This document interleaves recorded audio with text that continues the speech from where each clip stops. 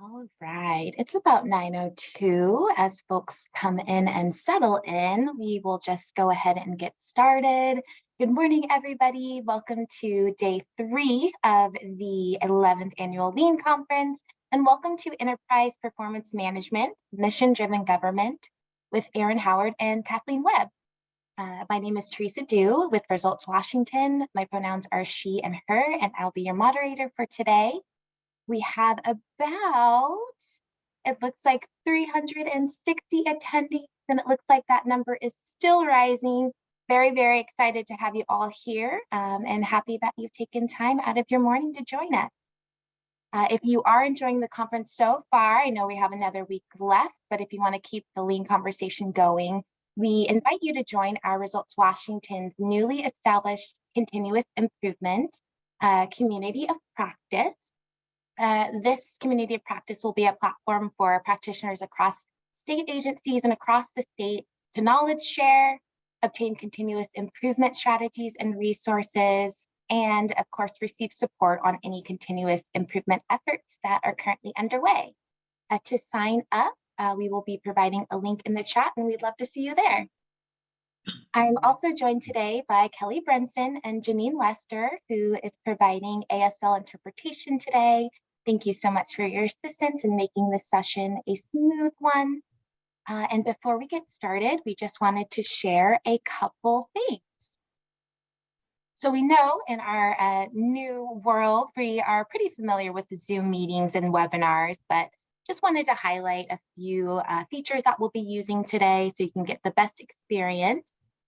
We are in Zoom webinar, which is a little bit different than Zoom meeting. So just note that you won't be able to unmute or turn on your camera. And we really just have that so we can ensure that you can focus on today's presentation. But we will have a few features available.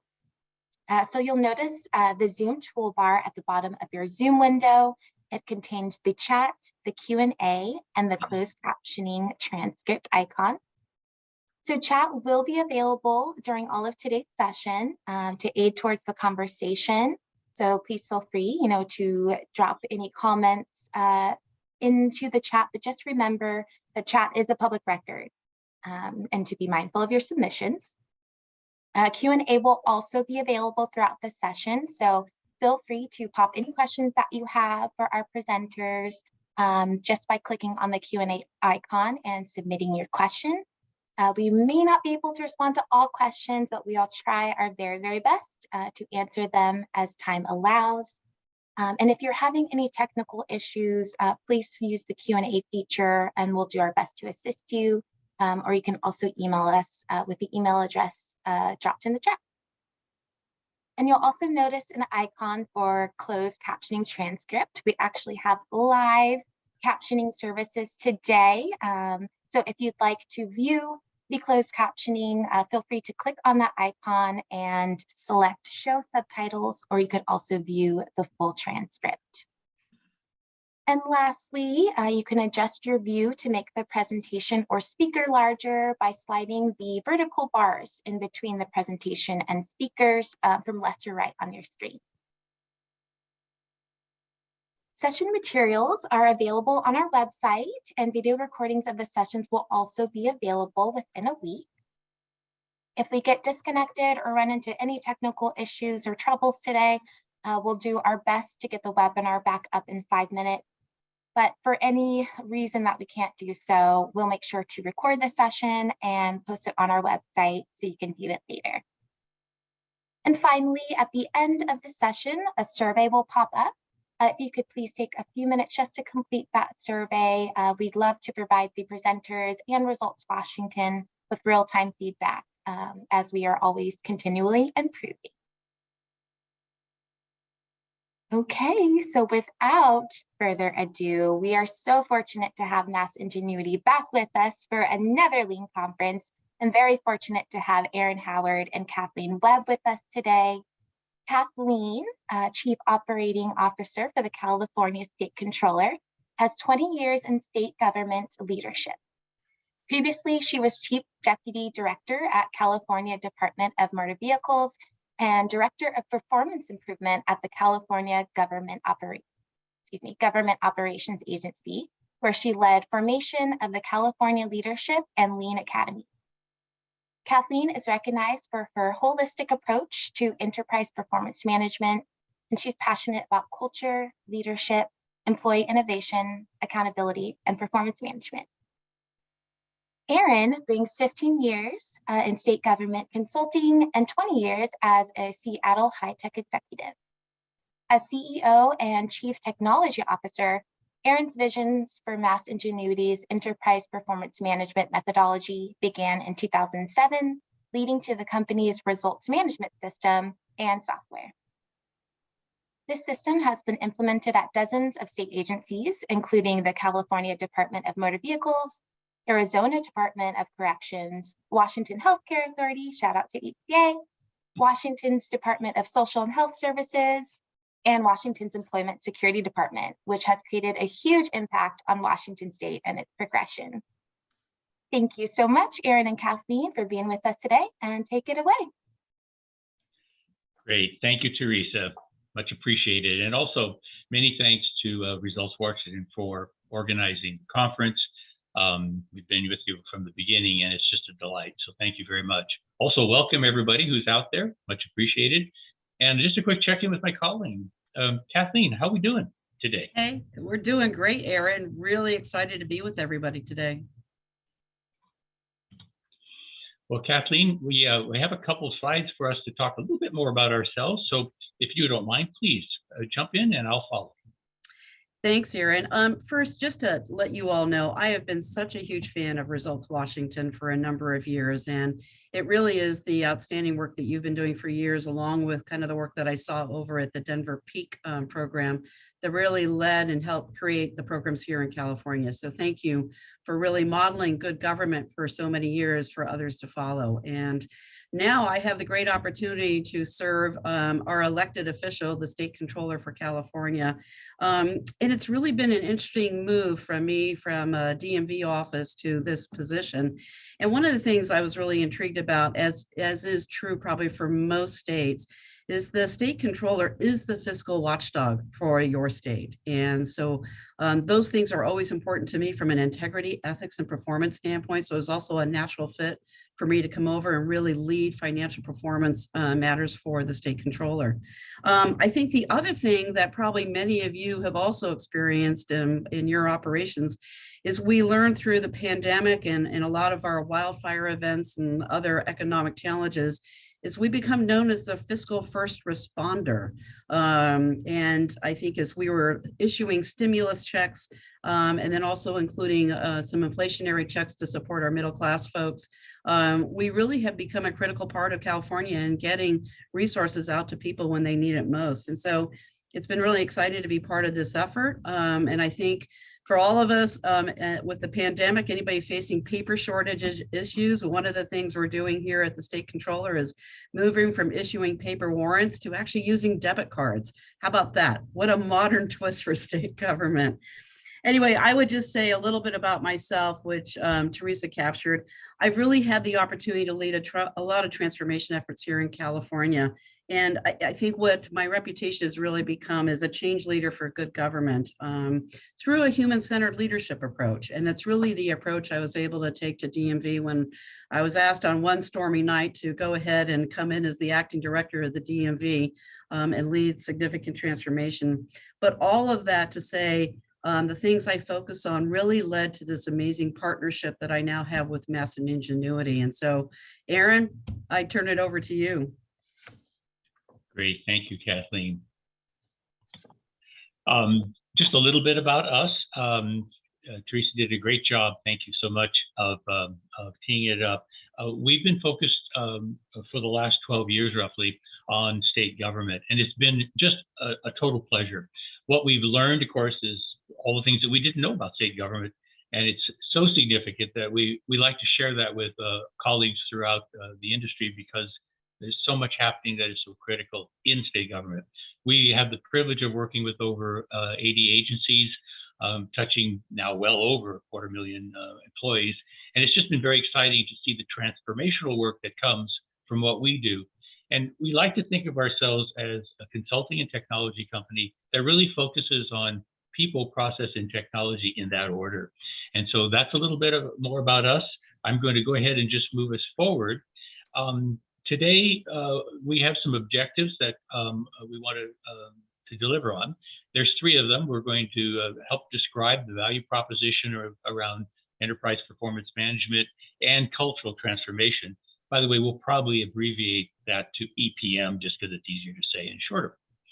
We're also going to define and share with you what does it mean to be measuring things and visualizing them. And then lastly is that we'll be also talking extensively about and describing the roles of an executive sponsor and how that executive sponsor's role is not only critical, but it's also the responsibility of everybody involved to help the sponsor be successful. Well, we thought what we would do is start by talking about EPM in terms of how powerful it can be and why. And I'm going to ask Kathleen to address this because, as you can tell from her experience, she's dealt so often with how to optimize a mission-driven agency and how to handle a cultural transformation at the same time installing concepts around EPM. Kathleen, if you don't mind, please.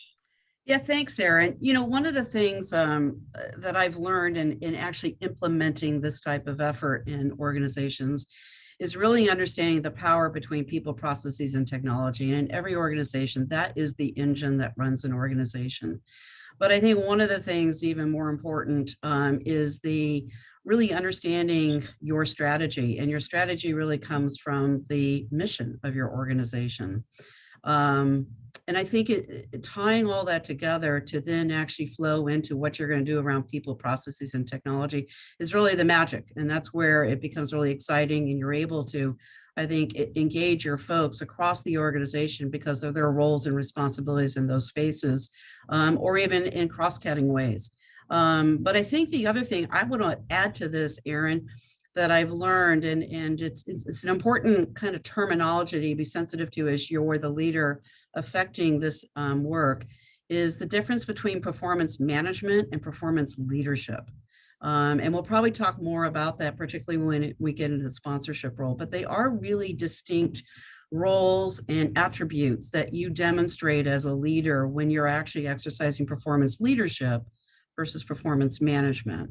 And with that, is there anything else you want to add to that, Aaron? No, I think that's perfect, and it ties into the next 2 slides that talk about kind of the systems and what are we trying to solve? What can we solve?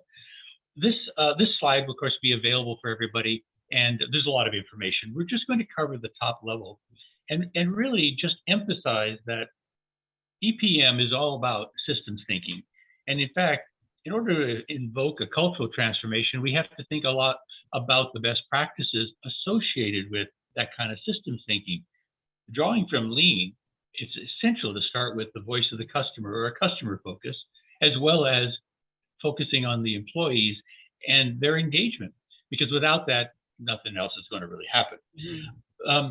Once we really get ourselves set up to do that, there are 4 pillars that are I would say mission critical to being able to install EPM and really make the transformation. Number 1 is to focus on the fundamentals or the operations that you do every day. Mm-hmm. Some people call it keeping the trains on. Some people call it running the engine of the car.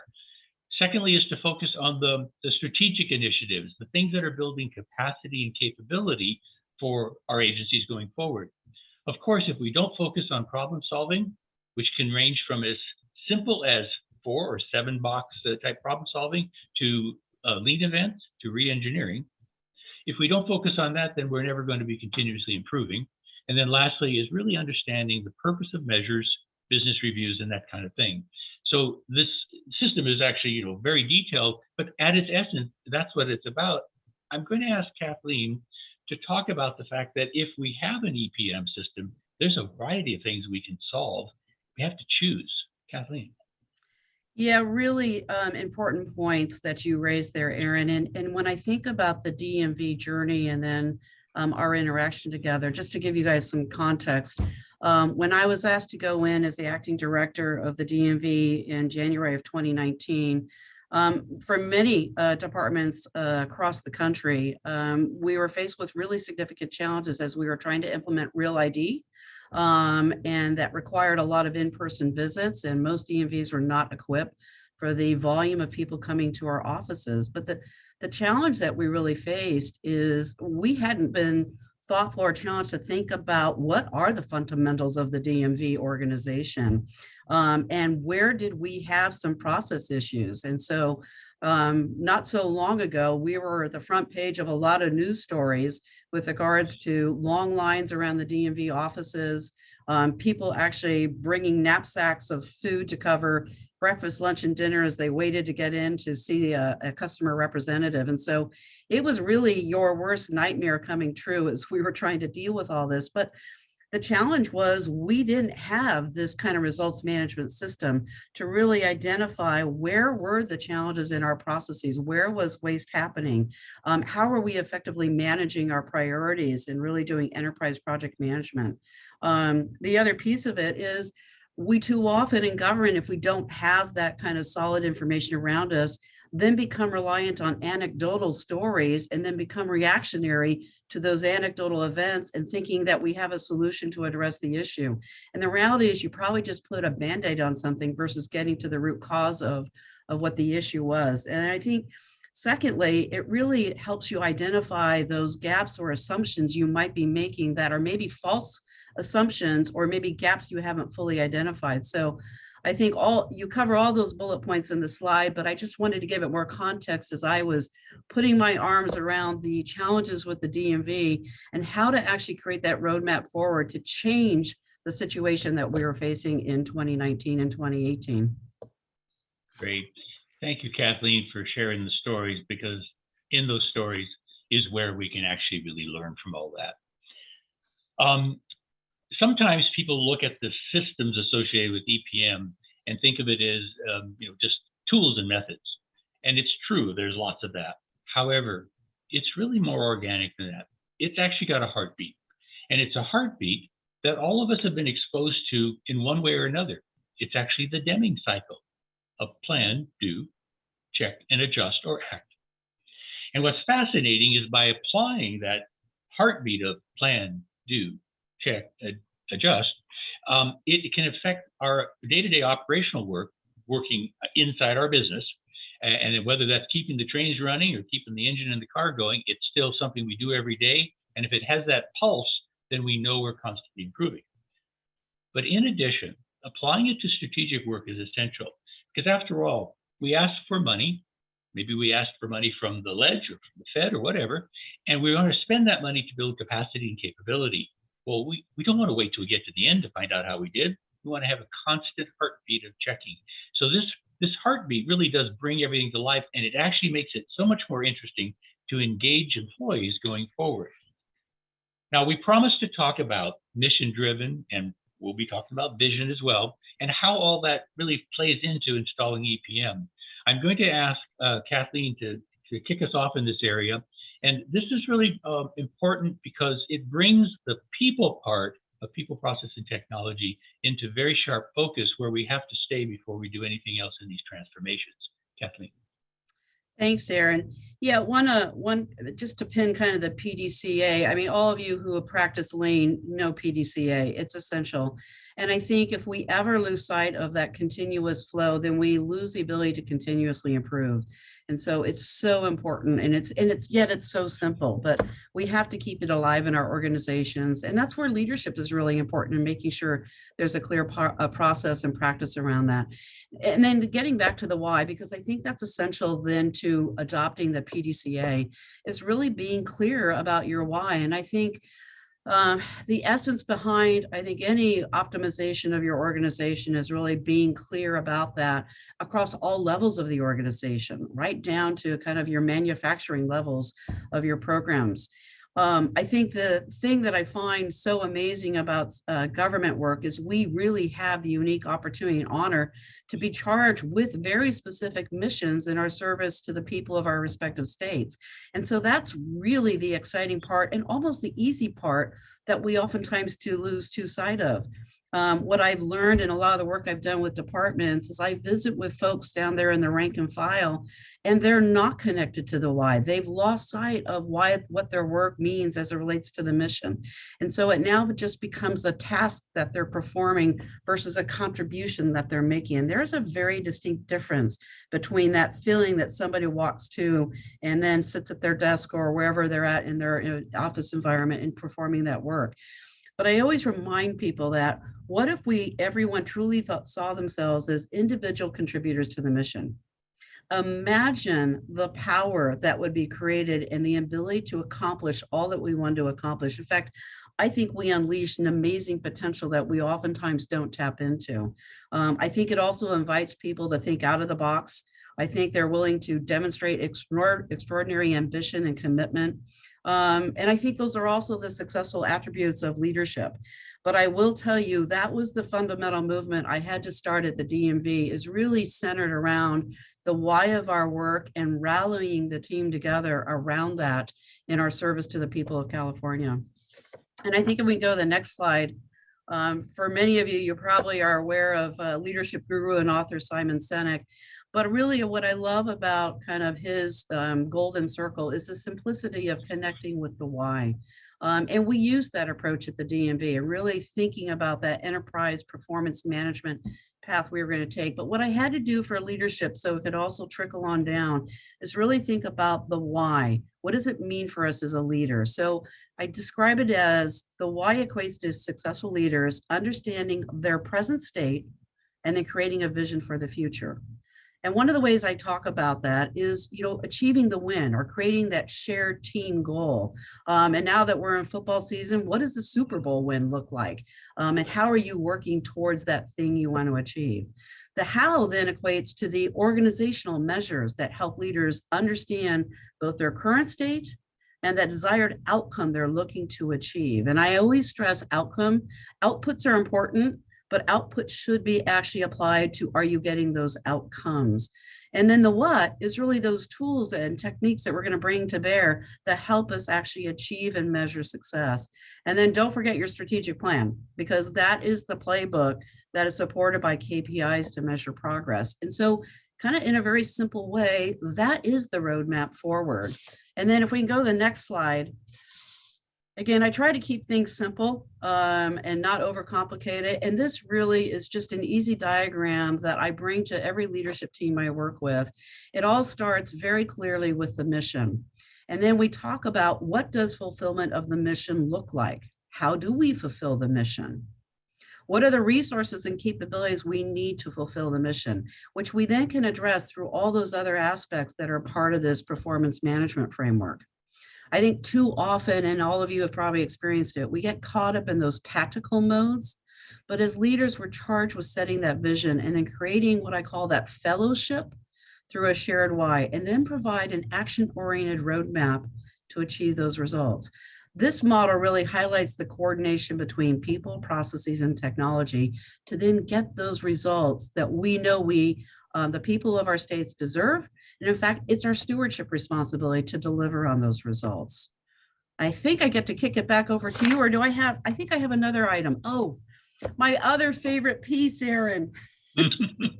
How can I forget this? Yeah, so one of the things I learned early on when I joined government is we are so data rich, but we oftentimes are so knowledge poor. And one of the things is we have to understand our data is an asset. And in managing that asset, we have to actually care for that asset and treat it like it's a valued asset for the organization. And so one of the things I found with the DMV, which is actually a gold mine of data, in probably every state, is that we were, again, data rich and kind of knowledge poor. And so we were really at this kind of maturity curve around data is at that instinctual level. And we relied too much on maybe ad hoc collections. And so one of the things I did do at the DMV is establish the chief data officer role and started really federating our approach around the use of data. But the other thing that's, I think, really important, Aaron, and you and I have had great conversations about this, is, along with having good data, is the ability to more effectively manage risk at the enterprise level for the organization. And so there is what I call a hand-in-hand relationship between data and good risk management and achievement of the goals. And so, again, I can't say enough about the importance of data maturity from a performance management standpoint. And I think if we go to the next slide, again, really essential, and I think most of you know this, you have to establish a good governance structure around that, because that will also eliminate this kind of ad hoc approach to data and the use of data. This is just a sample I share with you, but this is very similar to programs I've established in most of the organizations I've been with, is creating that governance structure. And it could be at an enterprise level with data being part of it, maybe a subset of it. But again, what's the governance structure? What are the goals you're trying to achieve? How are you going to manage it? Making sure you have good policies in place. And then the analytics and the continuous use of the analytics around really making sure you're using your assets to make informed decisions as you go forward. And I think that leads us into then really feeding into a good performance management system, Aaron. It does. And thank you for the perfect transition. So we're going to briefly talk about, so what does a system need to look like in order to be supportive? And I'll be using as an example, of course, our system, the results management system, but it really is in respect to any system. So it doesn't matter if you're using a SaaS product like ours or Excel or whatever you're using, you still have to adhere to some very important principles to make this work. Now, I like to use metaphors, and Kathleen convinced me to use cars, which I love. So, so we're going to mix our metaphors, and in that context, we're going to talk about two engines: an engine that is the command center, and an engine that is the business intelligence. And why I just said that is in a George Carlin style, I don't know, but we'll figure that out later. The important thing, though, is to remember that in a car, we expect it to work. We don't really care too much about how the fuel injection, if it is fuel injected, is working in a car. We don't really care too much about how the batteries are powering up the various motors in an EV vehicle. We want it to work. Well, in the case of EPM, the things that have to work are data management, connection to all of the data sources that exist within the agency automatically, to be able to actually be secure and private, and to adhere to the highest standards that are required by government, or for that matter, healthcare and others. So that's what the command center does, and it has to be very friendly while it does it, or else it's going to be tedious. There's nothing worse than having, an application that you spend more time going through tech support on and calling your IT services than actually using it. That's frustrating. So the command center has to be just like the engine and other stuff in the car. It works, but I don't really want to know too much about it because I want to focus on what I get out of it. I love this little graphic because it really is the missing piece here. If we can provide data in a way that is, number one, feels like standard work, because after all, we are, in lean environments, we want to actually adhere to principles of standard work, but be highly customizable, to be flexible, to be able to do it the way we want, then that's really exceptional. And so it's very important that the business intelligence engine be able to do all of those things quickly, easily, and very user-friendly. Now, this graphic here, of course, implies that there's all kinds of eye candy, and that's not the point. The point is that there's choice. For example, we have hundreds of standard dashboards that we can provide customers, and every single agency customizes them to fit their culture, their needs, and frankly, where they are on their data maturity journey. Because, they're always in a different place. We all are. And so it's very important that we be able to customize that. So the tools have to basically be highly in service to two needs. Number one, to be able to give you what you need and not overcomplicate it. And number two is to be very flexible to the actual displays for reports and for dashboards and for stories. And we'll come back and talk about the stories a little bit and something that's happening right in the state of Washington around storytelling and data.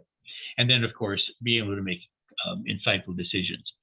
We're going to spend a little time looking at some examples, And as you probably figured out, Kathleen and I are going to go back and forth on this. I'll tee them up a little bit, but I'm going to have Kathleen talk about so why are we doing it and what's important, because you'll just enjoy the stories. So for starters, a lot of times when we look at data, we forget to start at the top. And yet, whether we're dealing with daily management or strategy, the idea of having top-level KPIs or outcome measures or whatever they're named is very important. Here's an example where 10 of the most important measures are displayed at the top level so that you can quickly decide what to talk about in a large meeting. I'm going to ask you, Kathleen, to talk about what might happen in that meeting or not happen if you have this or don't have it. Well, this feeds right into kind of the governance structure. So you're having your meetings with your teams and you're setting some target goals that you all have. And just to give some context, we're looking at some very, I think, relatable DMV types of information. But again, when I shared with you that we had at one point in time customer wait times that were, sometimes 6, 7, 8 hours. I mean, that was probably the worst scenario. But when you look at the appointment customer wait time today, it is a night and day difference. But those were the things. What were the challenges that we needed to affix? What did we know about those challenges? And then how could we measure those challenges? And then it really allowed us as a leadership team to talk about in very objective ways, how do we address these things? The digital adoption one, I think, was also in response to, as we went into pandemic and needed to relieve congestion in our office, how do we better service our customers through online channels?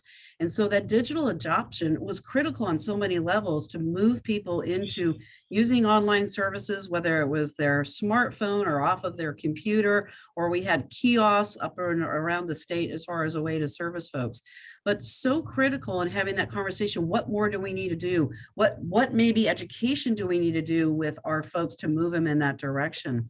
The vacancy rate gets back to your talent management pool. I mean, that's, when we talk about people, processes, and technology, that's so critical in understanding where's your workforce at? Do you have the right people at the right time doing the work that needs to be done? If we're losing people, we're going to have an impact on customer service, obviously. So how do we balance those things? And obviously, employee engagement is critical too. So again, I think you've been in some of those conversations, Erin. I think it just contributes to, a problem-solving conversation that the team can get their arms around and really then take some actionable steps to figure out how to go ahead and address and improve the data and outcomes we were looking for. Absolutely. And we're going to continue on with this story and introduce in a bit of an interlude to talk about an addition that we've learned is very effective right in the state of Washington right now today, but we'll come back to that. Kathleen, you talked about the importance of being able to have the start of the conversation, to really be able to begin to talk about what's important and not get all frustrated about, well, who's got the data? But ultimately, being able to drill down and be able to do it like that is really important. And so, of course, if one were to click on any of those heat map measures, this is what would come up, which is a fairly detailed display of the trends. But it's actually more than that. Kathleen, you sat through a lot of meetings where people scrambled for data, scrambled for things like descriptions and measure values and what are we calculating? Could you just talk a little bit about how that gets in the way of actually having the right conversation? Yeah, I think again, we sometimes come to meetings operating off of anecdotals or suppositions. I think if you want to remove those conversations or that people want to opine on something, this really allows you to have a constructive conversation about what the current state is, because that's the conversation you have to have. And it's the data that contributes to the current state. It's important, what I would tell you from a current state, it's equally important to understand root causes. And so the drill down into the data may also help us identify potential root causes that are contributors to maybe not moving completely in the direction that we want to move in. And that gets back to, I think, in your framework, Erin, you talk about kind of the gaps and the assumptions that we need to address. Yep. But for me, I've been in meetings where it's too easy to point fingers, and that never solves a problem. What you really need to do is look at your current state, and then really as a team, figure out how we each individually, based on our roles and responsibilities, can contribute to moving us towards the outcomes we're trying to achieve. And that's really what I love about this ability to have that type of leadership problem solving conversation where we all come to the table as equal partners in solving the problem. Absolutely. Absolutely. Thank you so much. The next couple slides, I think we should probably move fairly quickly through, only because I'm just checking time. However, I think it is important to talk about, well, if you're going to be measuring KPIs, great. But our strategy is part of this whole heartbeat. And as you said earlier, Kathleen, being able to have visibility into that in a succinct and sort of orderly manner is really critical. This is one example out of several dashboards that address the strategic initiatives, of which there's plenty, 40-ish more, and sets it up so that one can have a conversation that starts with, so how are we doing? And oh, by the way, are we improving overall, before diving deep? I'm going to move us forward, and then I'm going to ask Kathleen to talk about it, but I'm going to move us forward to this, and we all are familiar with Gantt charts. But what's really interesting is sometimes the Gantt chart gets presented, by somebody who's managing it from, Microsoft Project or Smartsheets or whatever, and it's out of context. But in this system, it's in the context of the prior conversation that started with how is the overall health, so that when you have the conversation with about the timelines, it's not about just talking timelines. It's actually talking about why it matters. And I know that sounds oversimplified, but our experience has been with our customers that if they have context for the conversation around the timeline, it's far more meaningful. Let me pause. Any comments on that, Kathleen?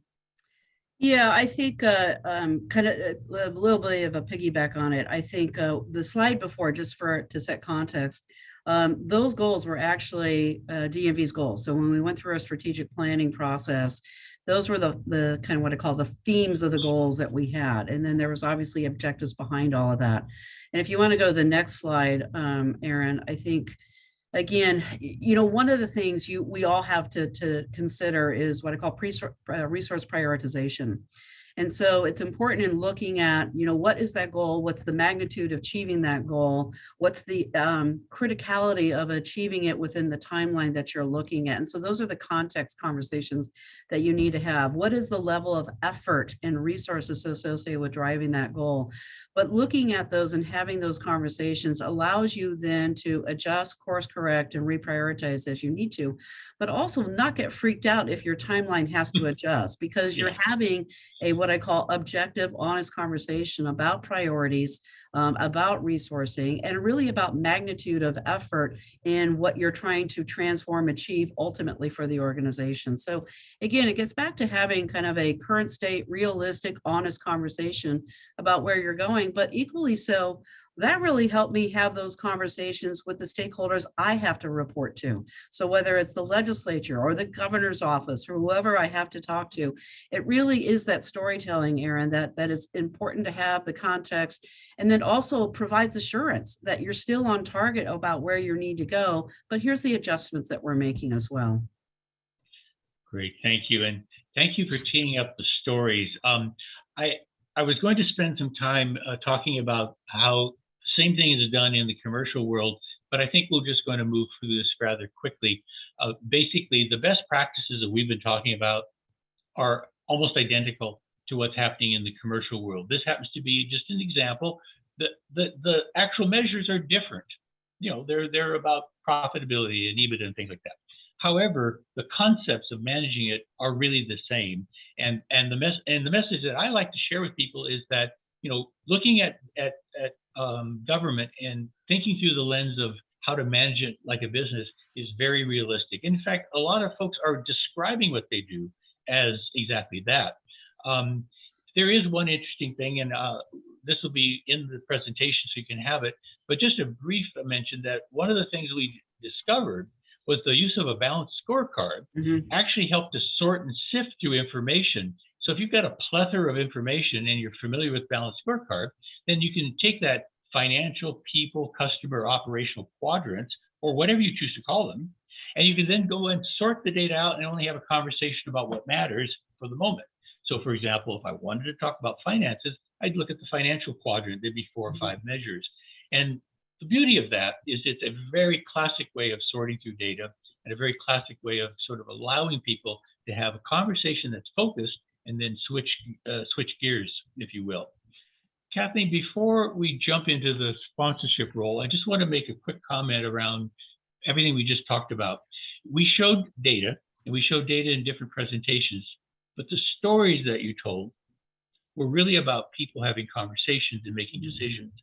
And we've discovered that the idea of having stories embedded in the dashboards is extremely important. It turns out in the state of Washington, the Division of Vocational Rehab is actually doing that right as we speak. They're moving very aggressively forward in terms of installing EPM and doing a great job. And they've got measures and they've got projects. They have something else. They have stories that they're bringing forward to help people understand why this is important, how it relates to everybody, not only in the organization, but the stakeholders as well. That's going to be evolving over the next several months. It's exciting work, and I just wanted to shout out to them. Great stuff. It's going to actually, I think, change the way in which data is perceived, if you will. Kathleen, we're now going to move into the sponsorship section, which I think is super, super important. And if you don't mind, I'd like you to kick this whole thing off. Yeah, this is really important. And I think for all of you out there, you know the difference between whether leadership is sponsoring something and the focus and attention to it versus when it's not happening. But it's also equally important to understand what is the role of a sponsor in affecting this. And this gets back to that conversation around performance leadership versus performance management. As the sponsor of this effort, it was really my leadership and my purpose and my passion in driving this work. It wasn't me always drilling down into every single kind of minutia of it, but was really leading it. And then also setting, I think, the stage for the important goals and objectives that we would be measuring from a reporting standpoint and then ultimately a storytelling standpoint. And those things were really important for me at both the customer experience level, as well as my staff level, the user experience level. Because remember, in government, we have a couple different audiences that are paying attention to what you do. I have the labor environment that I'm dealing with and the unions, and then thinking about how I'm actually improving what my employee experience is going to be. And then I have the legislative side of it that's very much interested in their constituency and the customer experience of it. But in my role as a sponsor, it was really important to kind of ensure that we had the right measures that I could speak to with a variety of stakeholders and really rally my team around those things and the importance of it. And I think, Aaron, that's really kind of the work we initiated at DMV together, is really setting the stage. And I think the other piece of it I would add, Aaron, and you and I've talked about it, as a leader of my organization, you know, with fairly good knowledge of my leadership team, I also was quick to identify who would likely be my early adopters and getting those wins right away. Because again, you want people to feel like change is happening with them. And there's always going to be some folks that are a little bit resistant to kind of the change. They like what they've been doing for a while. But the key thing is to find folks that are also going to be your early adopters, where you can start getting some early wins and show the value proposition, and then move everybody else through the organization and generate that excitement around what we're achieving. Absolutely. You know, we're going to be talking in just a moment about the you know, sort of the characteristics and attributes of good sponsorship, which really will be addressing not only the roles of a sponsor, but also the roles that all of us have in helping the sponsor be effective. But I have been taking a quick look at some of the questions, and they're all excellent. So I don't want to play favorites, but there's one that's really interesting, and I think we could address it now. And it has to do with, what are the signs that might be available in an organization that point to an organization should start focusing more heavily on performance management? It's an interesting question. I'm thinking about it, and I'm curious if you have a reaction to that. Yeah, I think, well, there's probably a couple of things. One, if you're getting bad press on your performance as an organization, that's probably an early sign that you need to really step back and say, we probably need to change the conversation on that. And then how do you engage your team in really moving that forward? Because the other thing that I felt was so important for my DMV team, and you probably have been in similar circumstances, my folks were very dedicated to the mission, but boy, from a media standpoint, they were getting beaten down. Nobody had anything nice to say about the DMV. Nobody wanted to say they even worked for the DMV. So I knew I needed to change that dynamic that was going on and get my people excited about the good work that we do in service to the people of California and feel that sense of pride for the work they do from a mission standpoint. So those are reasons. The other thing that I think is a fascinating one is if your governor is bringing in maybe somebody that is a visionary person charged with some transformation work, that's a great time. If you have folks coming into your organization that are there leading it. And I think if you can introduce that type of a framework, especially in government, because government and private sector are a little bit different. There's a lot of similarities, but I think in government, this is such a great framework to really move the whole of the organization versus I always love the saying that folks will just wait out the new leader until they're gone and go back to the way they did something. But again, how do you rally the team to really move forward in service to the people of your state? Indeed. Yeah. Thank you, Kathleen. You know, the next two slides really talk about some of the details, and folks can read them as we go through them. But I think it's a really good opportunity for us to basically, you know, kind of revisit, just as we've been talking about, good sponsorship, what it looks like, and our responsibilities to it. I sort of like this graphic. For some reason, it struck me on a couple levels. One is teamwork. The other is, staying hooked together. And the other is if we don't do it right, it might not be a pleasant experience down below when we land. And I really think that, which of course, in truth, we all get to experience those things metaphorically. But I do think that it really speaks volumes to the idea that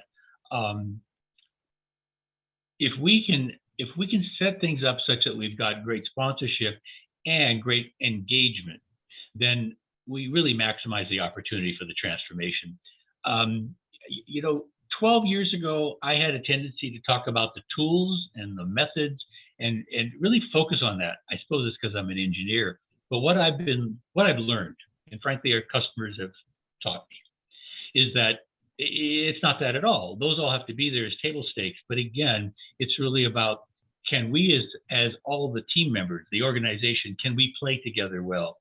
And one thing I have learned that I really want to emphasize is that while your role in the organization may be very, very specific, you might be a lean leader, you might be on the production line, you might be in finance, whatever, but you still have to be really conscious of the fact that your role will actually affect the success of the sponsor, just as the sponsor has to be really aware of what they do to make the whole thing happen. Mm-hmm. Let me just pause and I'll go ahead and advance the slide. I'll try to advance the slide. Kathleen, do you want to expand upon that at all before we basically hit a wrap up? Yeah, a couple of things to just add to the slides, and they really do capture the attributes essential, but let me kind of summarize a little bit too. The sponsor has to be the visionary leader, not the tactical leader, the visionary leader. They have to be the embodiment of the purpose and passion. And with that embodiment of purpose and passion, there has to be regular communication. You cannot actually go into this work and think you can deliver the message once. You're going to have to deliver the message on a frequent basis and in different ways, but consistent to the vision of where you're going. I think the other thing that's really important in that leadership role is to manage what I call efforts that might exist to hijack where you're trying to go, or also create some scope creep. Again, scope creep oftentimes is the thing that destroys where you're trying to go because you take on way too much and then you're trying to boil the ocean. Stay focused, make sure you're focused on where you're going. You may need to course correct, and that's okay. That's a part of what you're learning, and you learn and make changes as you need to achieve the outcomes you're looking for. But I can't stress enough the importance of that visionary leadership. And then I think you talk about in this next slide, some other really important components that I just kind of go to the points that I was sharing. I think one of the things, Erin, that I always strive to do as I open my meetings with the leaders is always go back to, again, what are we all here for? What are we trying to achieve? And then today's conversation will really be focused on this component of what we're trying to do. Absolutely. Thank you. Kathleen, this is actually our last slide, and there are 3 additional questions that have popped up recently. If you're comfortable, I think we could take a crack at answering them. We have enough extra time. Should we do it? Absolutely. All right. In no particular order, one of them is that on the slide that we had enterprise KPIs and heat maps and stuff, it said, who is employee engagement measuring, and what are we measuring that's representative of? Great question. What do you? Yeah, so there are a lot of great surveys out there to measure employee engagement. And here in California, we've used a number of them. There's other organizations that are also measuring, I think, inclusion. So as we talk about diversity, inclusion, and equity. So I think you need to find just a tool that you can use. But my feeling is an engaged workforce is a high performing workforce. And if you've got people that, what is it? I think there's a saying, if somebody doesn't feel like they have a friend at the office as well, they're also more unlikely to not stay. But we also know from an engaged workforce, more people leave because of their boss than probably any other reason. So again, how as a leader are you engaging your staff? How do they feel like they're a contributor versus just performing a task? How do they know that they're aligned to doing what's important for the organization? And what they do matters. I mean, who wants to go to work and feel like the work that they do doesn't really matter at the end of the day? So how are you as a leader kind of making sure that happens? And then there's some great pulse checks out there. I think with the pandemic, a lot of folks were using online tools to measure employee engagement through pandemic, because we've all know that we've gone through quite a ride in learning how to engage folks in a hybrid or remote work environment. So important tools out there to measure that. Great, thank you. I think we can get one more question in. The question that surfaced was, what are the foundational prerequisite capabilities that are needed to establish EPM? Or alternatively, is there no bad time to start? I'll jump in if you'll clean up for me a little bit on this one. Okay. Okay, thank you. I'll take it in reverse order. There really is no bad time to start. In fact, sometimes when we find directors of agencies saying, well, I'm really busy right now, or I've got a transition or whatever, and they come up with some excuse, we'll actually turn that around and have a conversation that says, can you really afford to not start? And it turns out there's no bad time. There are some prerequisites, and just for the sake of time, I would say much of what we spoke about today, the point of view of what tools and methods are, which is in service to, the importance of people and focusing on people. This diagram that's on the slide right now, really understanding this, having acceptance of wherever you are on the data maturity curve and saying that's good enough, we'll start there. And being able to, of course, have proper sponsorship and formation of teams. These are all the things that are kind of the prerequisite, but you're going to be doing them anyway in order to run your agency's work every day. So hence, really the prerequisites are there. You gather what you have as a current state, understand it, and go. Now, Kathleen, how much of that would you correct? Yeah, I agree. I think if you have a strategic plan and you are actually measuring performance, you can always go back and say, are there better ways for us to measure performance against that strategic plan? So I think to Erin's point, any time is a good time to bring it in, but I think it takes somebody being reflective with regards to how you're performing and are there ways for us to improve performance. I think for those of you that are engaged with lean is such a great eye opener for most leaders with regards to, we know there's ways to improve our organization. For a lot of departments that maybe don't have KPIs, lean actually is one of the first steps in creating KPIs for an organization, just because of the data you're looking at and how you want to improve things. I think the other thing I would probably close with, and really important for all of us, I think gone are the days of traditional organizations, and we really all have to embrace what a modern organization looks like. And one of the things that I think about is, as I look at recruiting that next generation workforce, is the things that I think are most important. Are you a values-based organization? So one of the things I would add to the mission is the importance of the values of that organization. I also think this younger generation workforce, they want to be involved in an organization that's getting results. So how are you getting results? And by the way, if you aren't operating in that kind of lane from a values-based, results-driven, you may recruit, but you may not keep them. So again, how are you actually performing in service to the people of your state, but how are you performing so you're going to be that employer of choice? And I think those things are really important for all of us. Fantastic. Thank you, Kathleen.